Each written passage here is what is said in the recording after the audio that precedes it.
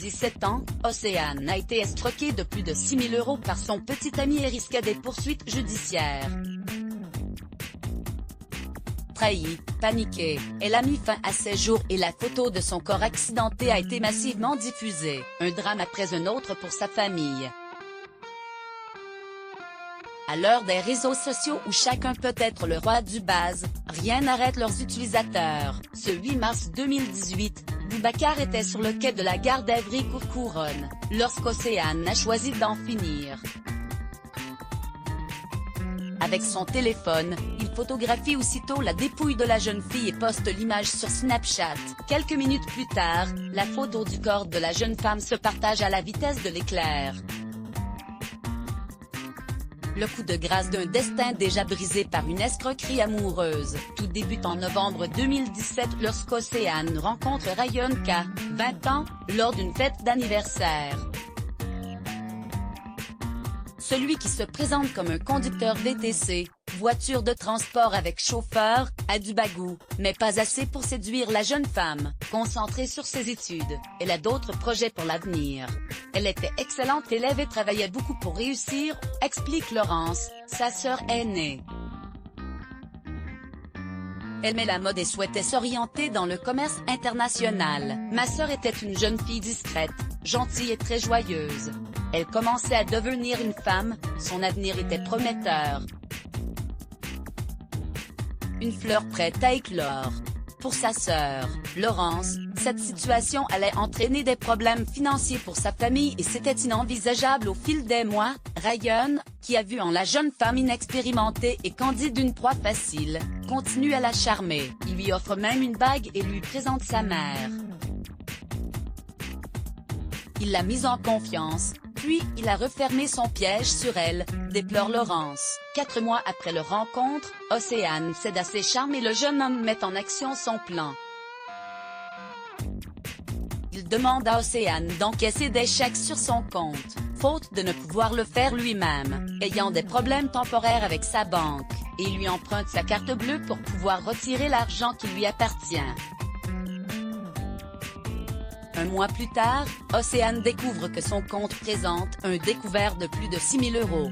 Les fameux chèques qu'elle avait encaissés ont été volés et Ryan ne répond plus à ses appels. Pour ma sœur, qui n'avait jamais été à découvert d'un seul euro et qui dépensait de très petites sommes, c'était terriblement stressant. Cette situation allait entraîner des problèmes financiers pour sa famille et c'était inenvisageable. Le 8 mars 2018, à 6h36 précisément, Laurence reçoit un SMS de sa petite sœur, « Je vous aime tous ». Une lettre est dans le tiroir de mon bureau. Sa chambre était parfaitement rangée. Ce courrier débutait par cette phrase, « Si vous lisez cette lettre, c'est que je suis déjà partie ». Océane avait laissé une lettre à sa famille, « J'ai gardé mes problèmes pour moi. Pour vous protéger à cet instant, Océane est allongée sur les rails en gare RER d'Evry dans l'attente d'un train. Son choix a été très violent pour nous. Elle avait un tel appétit de vivre. La veille, elle n'a rien laissé paraître. Dans sa lettre, elle explique les raisons de son geste, « J'ai gardé mes problèmes pour moi, pour vous protéger. Je ne peux pas rester sous votre toit, au sein de la famille, avec tous les problèmes que je vous emmène. En soi, ce n'est pas ma faute, mais j'en assume les conséquences. » Après le choc et la sidération, vient le temps des questions, et elles sont nombreuses. Pourquoi la banque n'a-t-elle pas alerté la famille d'une jeune mineure et comment son petit copain a-t-il pu retirer autant d'argent sans que le compte d'Océane ne soit bloqué? S'interroge Laurence. Elle obtiendra peu de réponses. Lors de l'audience pour escroquerie au tribunal correctionnel d'Evry, en octobre 2019, Ryan, l'accusé ne s'est pas présenté. J'ai regretté son absence, j'aurais aimé qu'il voie les conséquences de son acte, le mal qu'il nous a tous infligé. Il est condamné à 1 an de prison avec sursis et 15 000 € d'indemnité. Après avoir photographié le corps, l'homme a pris le temps de retravailler le photo pour obtenir un maximum de vues peu épargnées. La famille a eu un nouveau rendez-vous avec la justice le 21 septembre dernier.